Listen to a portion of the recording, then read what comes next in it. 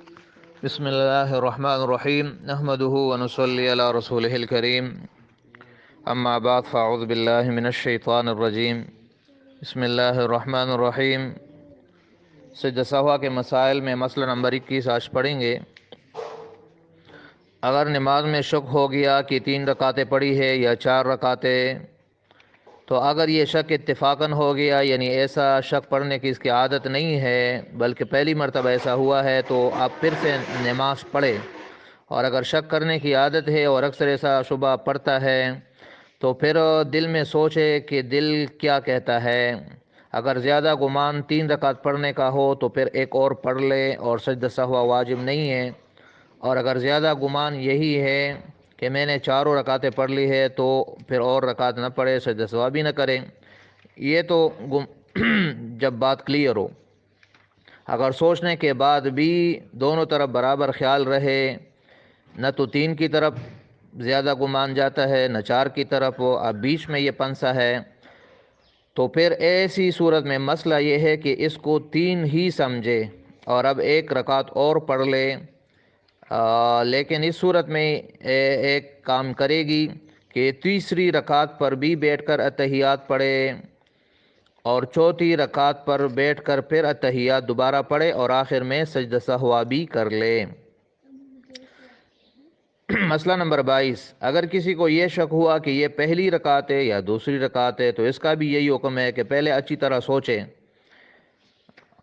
کہ اگر اتفاق سے یہ شک پڑا ہو تو پھر سے پڑھے، اور اگر اکثر شک پڑ جاتا ہو تو پھر جدھر زیادہ گمان ہو جو اس کو اختیار کرے۔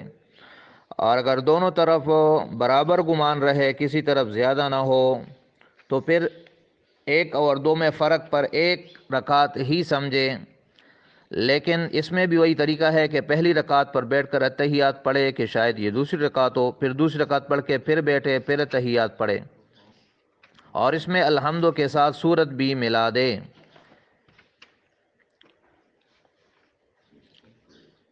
پھر تیسری رکعت پڑھ کر پھر بیٹھے کہ شاید یہی چوتھی ہو، پھر چوتھی رکعت پڑھے اور سجدہ سہوا کر کے سلام پھیرے۔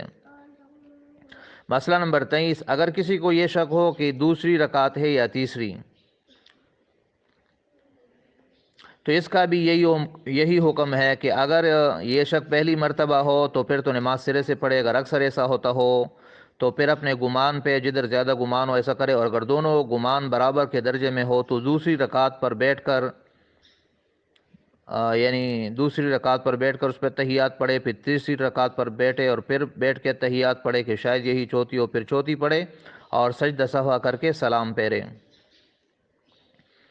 مسئلہ نمبر 24، اگر نماز پڑھنے کے بعد یہ شک ہوا کہ نہ معلوم 3 رکعتیں پڑھی ہے 4، تو اب اس شک کا کوئی اعتبار نہیں ہے، نماز ہو گئی۔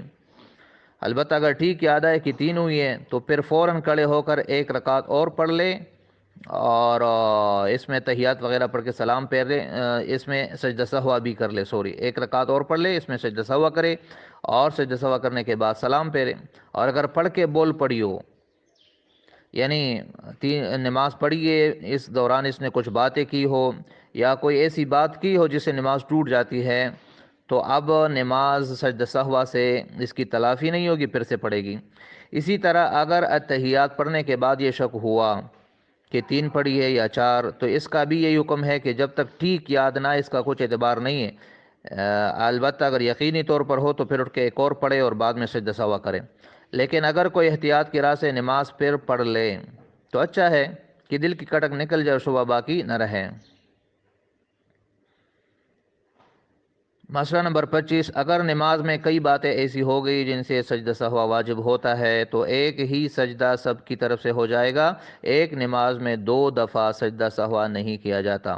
سجدہ سہوا جو ہے یہ چونکہ نماز کے آخر میں اس لیے مقرر کیا گیا ہے کہ اس دوران نماز میں جتنی بھی ایسی باتیں ہو جائے جن سے سجدہ سہوا واجب ہوتے ہیں، مثلا واجب چھوٹ جائے، غلطی سے واجب میں تاخیر ہو جائے، فرض میں تاخیر تقدیم ہو جائے، تو ان کے لیے ایک ہی سجدہ سہوا کافی ہے۔ 2 سجدہ سہوا ایک نماز میں نہیں ہوتے۔